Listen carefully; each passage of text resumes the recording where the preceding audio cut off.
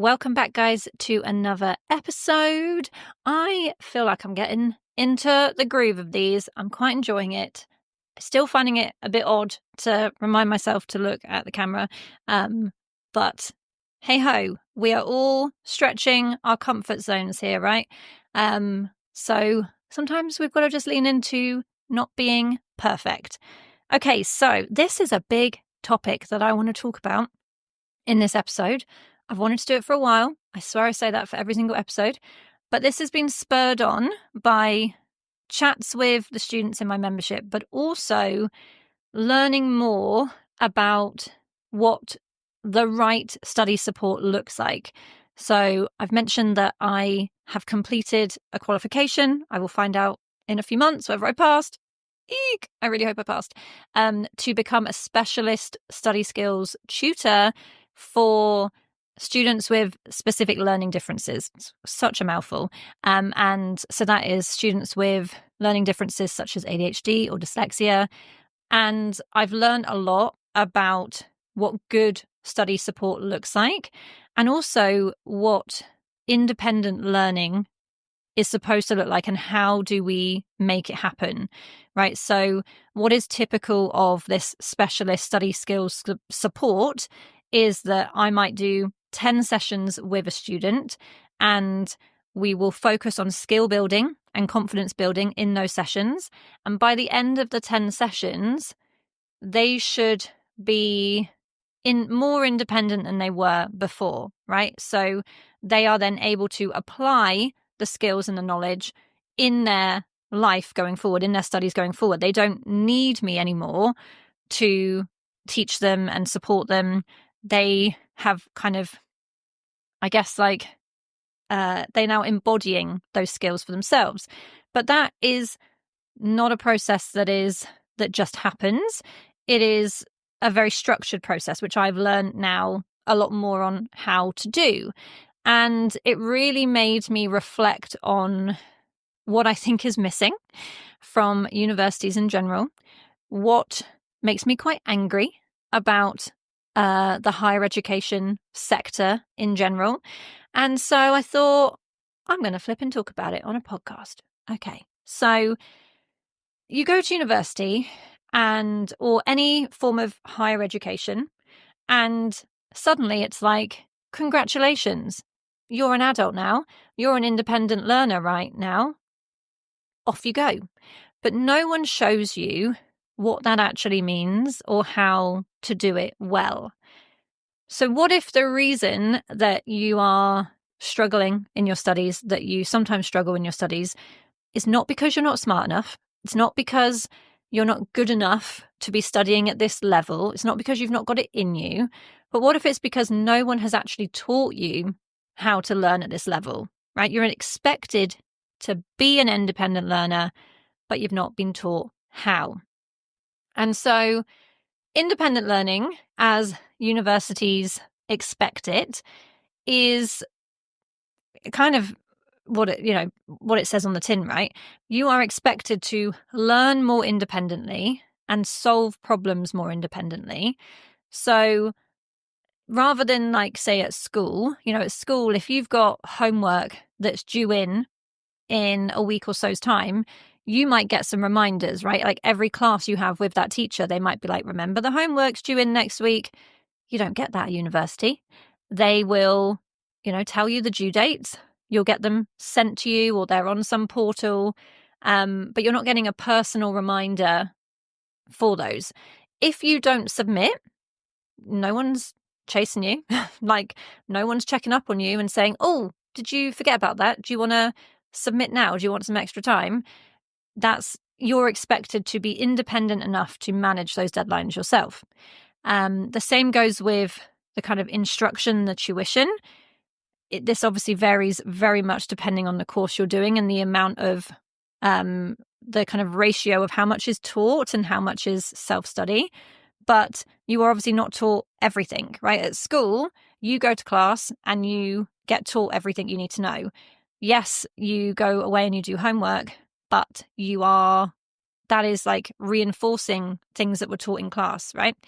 Whereas at university, You might have lectures, you might not, but a lot of it is self-learning, right? You are reading books, watching lectures, videos, doing research, whatever. It's a lot more self-directed. And then also the support is different. So at higher education level, there is support available, right? And that is obviously going to vary. I have a lot to say on this matter, but there is support available from your tutor or lecturer or your university's wellbeing team or the library team or the academic support team. There is support available, but you have to go after it and ask for it yourself. You have to advocate for yourself.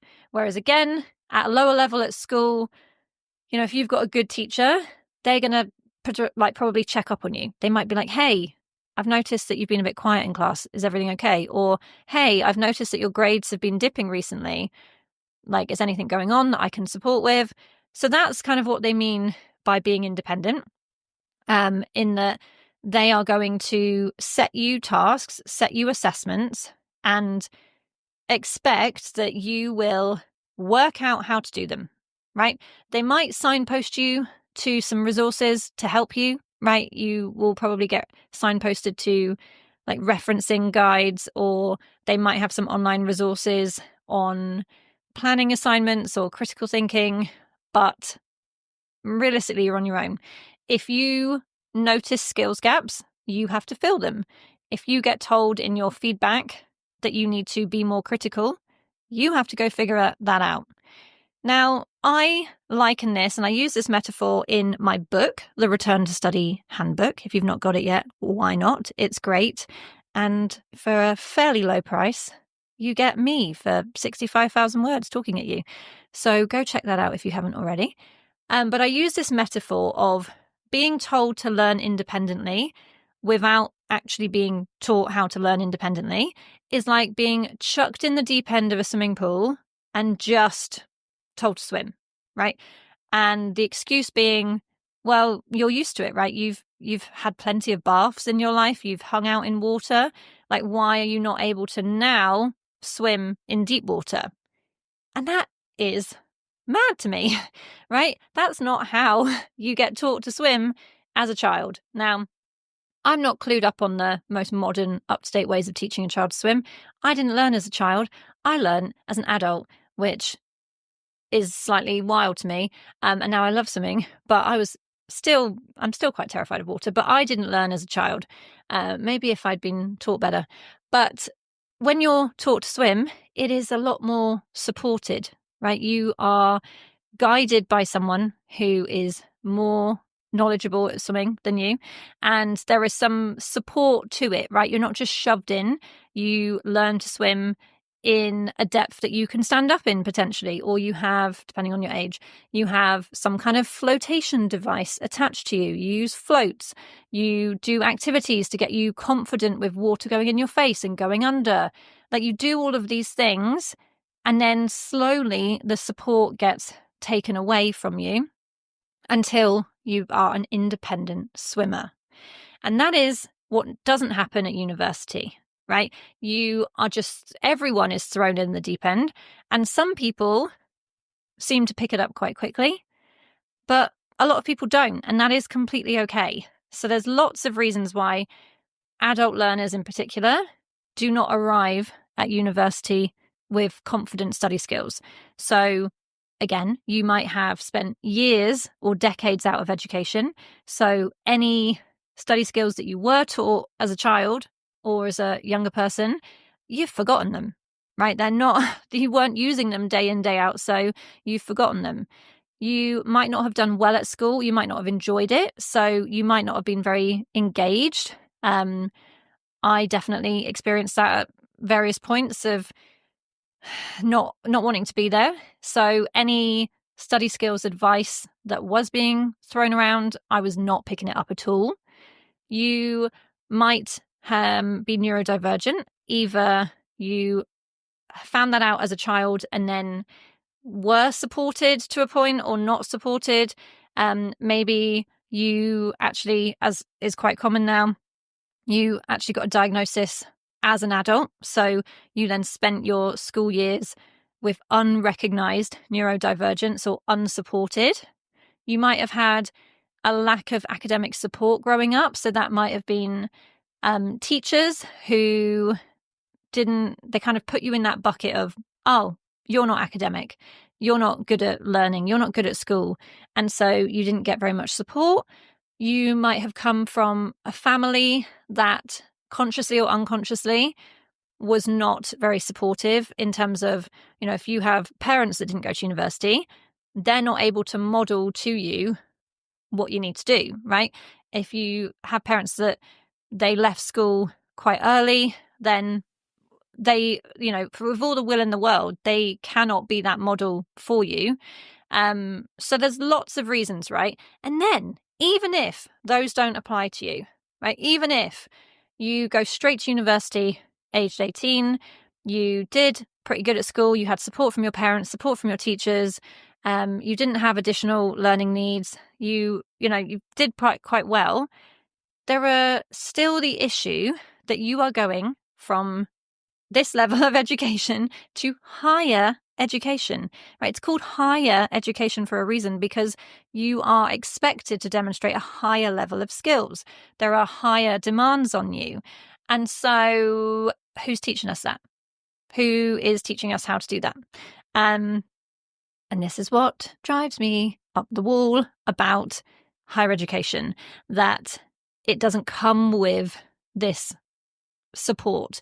So the alternative here is what I offer and my approach. And, if I could change the world, it would be the approach that everyone has, which is scaffolded, supported independent learning.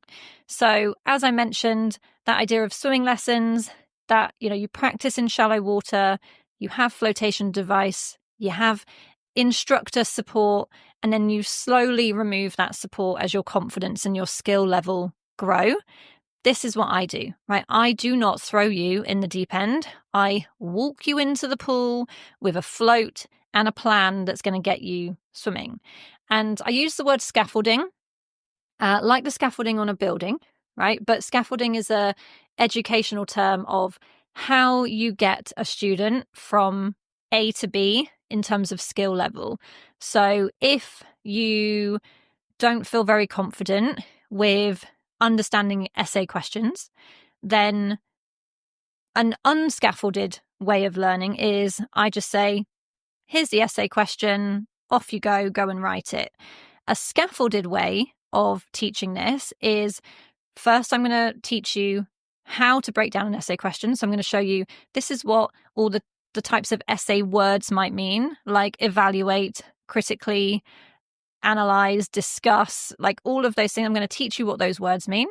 I'm going to teach you some step-by-step kind of methods for breaking down essay questions. I'm going to show you examples, and then I'm going to get you to have a go, but I'm going to be right there as you have a go. So you can ask me questions and, you can have a go. And if you don't get it quite right, I can correct you. And then we're going to keep doing that until you start to pick it up yourself. And then you do some by yourself. You check in your understanding. That sounds great. And that is, I've started to remove the scaffold, right? You've gone from A, not understanding, and then you're at B. Oh yeah, I can actually do this myself. And then that means you can go off, and in your future essays, when you're sat by yourself, you can now better break down essay questions and understand them, and then write better essays. So this is what I'm so passionate about. And with this new qualification I've got, hopefully, when I pass, is what I'm now embedding into my content and my trainings. So, in my podcast episodes, in my blog posts, in my Instagram content, I'm going to carry on doing what I've always been doing, which is step-by-step advice, clear examples. But also my trainings are going to focus a lot more on giving you the activities to do yourself and then checking that understanding. And then, you feel more independent and moving forward. So this is definitely one of the biggest areas that I see students struggling in to be more independent is essay writing. Because again, universities, they go, here's the assignment brief, good luck. they're not teaching you step by step, and there's no safe space to practice. And so that's what I'm offering in my upcoming workshops, the Essay Fix. Real examples from multiple subjects so that you can work out how to apply it to you, step-by-step activities and guidance. If you join the workshops live, you can obviously ask questions, but it's also accessible because you can join, well, you can just watch it at your own pace. You can pause it all the time. You can rewind. You have it forever. That safe space to practice. And you're not just listening to me telling you what to do. And then you get the feedback from me, but you get resources as well to support your future essays. I'm not just teaching you how to write one better essay. I'm helping you level up your skills so that you can be more independent, and then what you write from now on is better. And so this approach, we can try and think, right, how else can I bring this into my studying, right? Because I want you to feel like empowered that you can maybe go after this yourself. So this means potentially asking more questions, right? Of using the support available. So have a look, on your university's website, or get in touch with the academic support teams and see what they're offering, right? They might have some resources available that have kind of step-by-step with examples. They might have workshops that they run for free. They might have sessions that you can book onto. I know quite a few students who their university allows them to book, not just kind of one-on-ones with their tutor, but maybe sessions with the academic support team. They might have things like that.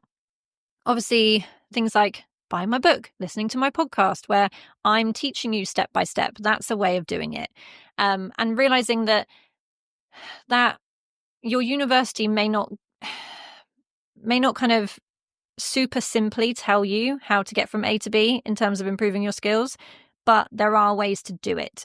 And so you might be able to get that support, that scaffolded support from your university, or you might have to look elsewhere, which is why I'm here and why I offer kind of different levels of working with me, right? Of, yes, you can 100% listen to this podcast. You can get the book. You can join my email list and sign up to my Instagram. Or if it's available to you, you can join my membership, or you can join my trainings that I offer, to give yourself that skill building opportunity. That means that when you're sat studying by yourself, you now have a higher level of skills and a higher level of confidence in your own independent studying ability. And that's kind of what I wanted to talk about in this episode, that it's not, you don't just become an independent learner because your university has decided that you now are. There are some steps involved in that. And if you don't feel like your university, or you don't feel like that's been offered to you, then it's crap. It's not good enough.